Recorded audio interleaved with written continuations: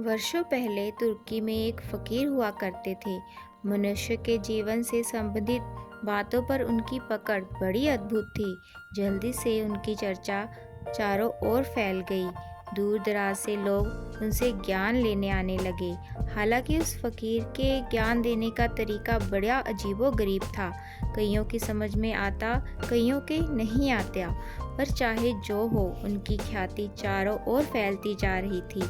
उठते उठते उनके ज्ञान की चर्चा राजा तक भी पहुंची। राजा ने सोचा, जब इतने महान फकीर हैं, पूरा राज्य लाभ ले रहा है, तो मैं ये मौका क्यों छोड़ूं। बस एक दिन अपने लाव लश्कर के साथ उस फकीर के द्वार पर जा पहुंचे। फकीर सामने ही अपने बगीचे में गड्ढा खोद रहा था। राजा ने सिपाहियों से कहा कि जाओ, फकीर को सूचना देकर आओ कि राजा आया है। राजा ने सोचा कि मेरे स्वयं के आने की खबर पाते ही फकीर तो मारे खुशी के झूम उठेगा, लेकिन ऐसा कुछ नहीं हुआ। सिपाही तो खबर देकर आ भी गए, पर फकीर अपना गड्ढा खोदता रहा। राजा एक क्षण को तो चौंक गया। अपने ही सेवक सिपाहियों के सामने उसे अपमान सा महसूस होने लगा, पर उसने सब्र बनाए रखा। वहीं बगीचे के बाहर जोर जोर से चहलकदमी करने लगा। उधर फकीर भी फकीर था। उसका अभी भी पूरी तल्लीनता से गड्ढा खोदना जारी था। इधर बीतते समय के साथ अब राजा को क्रोध भी पकड़ने लगा था। वह लौट जाना चाहता था, पर अब उसको जिज्ञासा ने जकड़ लिया। वह अब फकीर के इस व्यवहार का राज जाने बगैर जाना नहीं चाहता था। यहाँ राजा इन्हीं सब उधेड़बुन में खोया रह गया, और उधर फकीर अपना कार्य पूरा कर कर आ भी गया। उसने आते ही राजा का स्वागत किया, इंतजार करवाने हेतु क्षमा मांगी और हाथों हाथ भीतर चल आराम से विराजने का निवेदन भी किया। लेकिन राजा में क्रोध था। उसने फकीर के आग्रह की कोई तवज्जो नहीं दी। उल्टा वहीं खड़े खड़े उसने फकीर पर सीधा क्रोध उड़ेलते हुए कहा, आया था ज्ञान लेने, पर अब मुझे ज्ञान की कोई दरकार नहीं। मुझे यह बताओ कि एक साधारण से कार्य के लिए तुमने मुझे इतना इंतजार क्यों करवाया।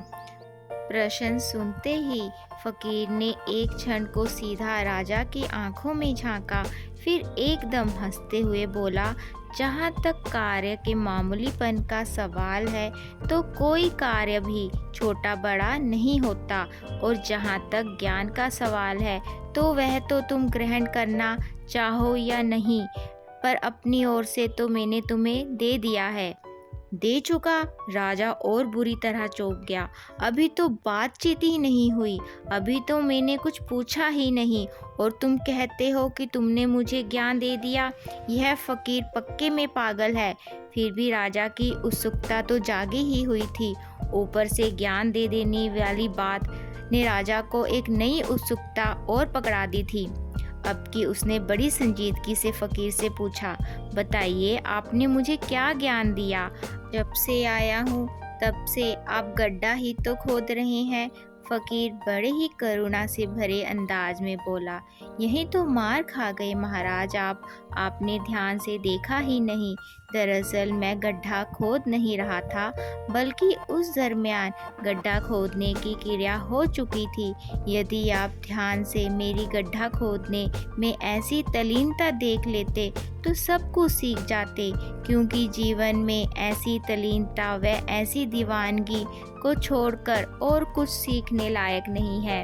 आपको जीवन में यदि सफलता के शिखर छूने हो, तो आप यह बात गांठ बांध लेना कि मन की गहराइयों में छिपे कंसंट्रेशन के केंद्र में डुबकी लगाए बगैर जीवन में आपका कोई उद्धार नहीं, बल्कि व्यर्थ की हजार चीज़ों में खर्च हो रही ऊर्जा को रोकना होगा, उस ऊर्जा को संग्रहित करना होगा, अपना ध्यान हर हाल में विभाजित होने से बचाना होगा, उसे एकाग्र कर एक दिशा में लगाना होगा। तभी आप सफलता की ऊंचाइयों को छू सकेंगे। Thanks for watching.